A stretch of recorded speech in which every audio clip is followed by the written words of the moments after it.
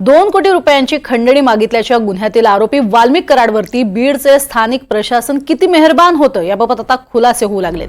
कराडवरती 1-2 नव्हे तर तब्बल 15 गंभीर स्वरूपाचे गुन्हे दाखल आहेत। असं असतानाही त्याला शस्त्र परवाना देण्यात आला। विशेष म्हणजे त्याच्यावरती गुन्हा दाखल होईपर्यंत 2 पोलीस बॉडीगार्डही दिलेले होते। त्यामुळे या सगळ्या प्रकरणात पोलिसांची भूमिका ही संशयास्पद अशी पाहायला मिळते। धक्कादायक म्हणजे ऑक्टोबर 2024 मध्ये तत्कालीन पोलीस अधीक्षक अविनाश बारगळ यांनी गुन्हे दाखल असलेल्या 245 जणांची यादीच जिल्हाधिकाऱ्यांना दिली होती। यामध्ये कराडचंही नाव होतं, मात्र जिल्हाधिकाऱ्यांनी यावरती काहीच कारवाई केली नाही। आता कराडचे कारनामे समोर येताच नोटीस देण्यात आलेली आहे। अधिक माहिती घेणार आहोत आमचे प्रतिनिधी मोहसिन शेख यांच्याकडनं। मोहसिन, अनेक वर्षांपासून गोरखधंदे सुरू होते, मात्र त्याच्याकडे जाणीवपूर्वक डोळेझाक करण्यात आली असंच यातनं स्पष्ट होतंय का? आणि आता नेमकी काय कारवाई होताना पाहायला मिळते किंवा कडक अशा स्वरूपाची कारवाई होतीये का?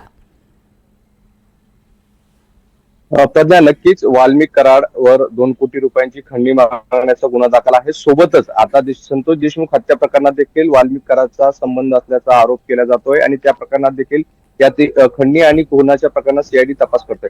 मात्र आता या सगळ्या प्रकरणात वाल्मिक कराडचे वेगवेगळे कारनामे जे आहेत तर आता समोर येऊ लागलेले आहेत।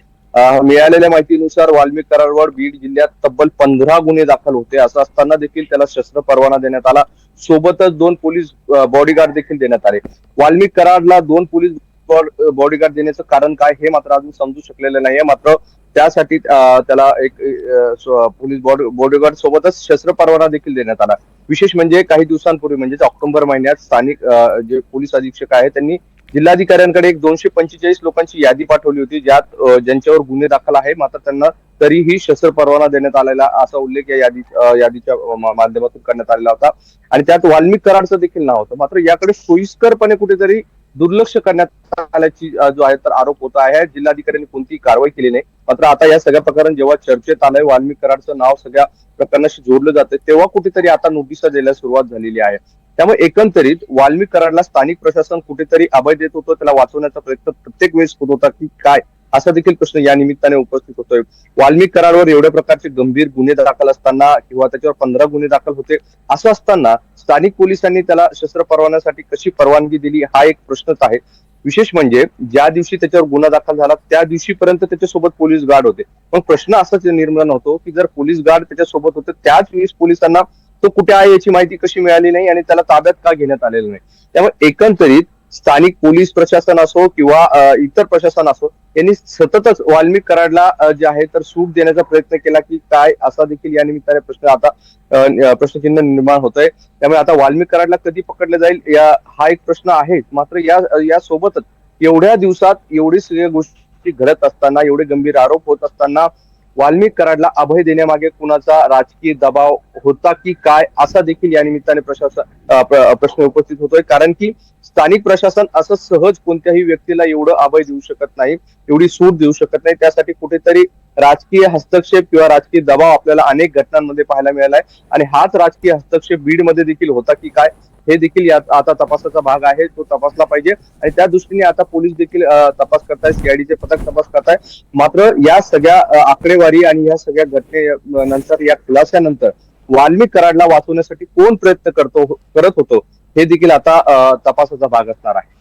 नक्कीच, म्हणजे गेल्या काही वर्षांपासून सुरू असलेले हे वेगवेगळ्या स्वरूपाचे व्यवसाय असतील आणि त्याचं व्यवसायाचं धंद्यात झालेलं रूपांतर आणि त्यामुळे आलेली गुन्हेगारी, या सगळ्या पार्श्वभूमीवर पोलिसांची बघ्याची भूमिका होती हे मात्र स्पष्ट होतंय का? आणि यावरती आता सीआयडी कडनं काही ताशेरे ओढण्यात आले आहेत का? स्पष्टपणे तसं काही वक्तव्य समोर आले का?